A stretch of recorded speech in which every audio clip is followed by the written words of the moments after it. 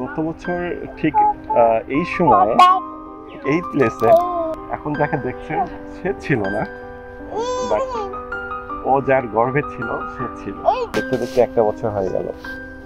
আজকে অভ্রকে নিয়ে এখানে এসেছিলাম যে ওর মায়ের সাথে যেই যেই পয়েন্টগুলোতে যেই সিনারিওতে আমরা শ্যুট করেছিলাম, ঠিক আজকে ঠিক সেম পজিশনে অভ্রকে নিয়ে শ্যুট করলাম।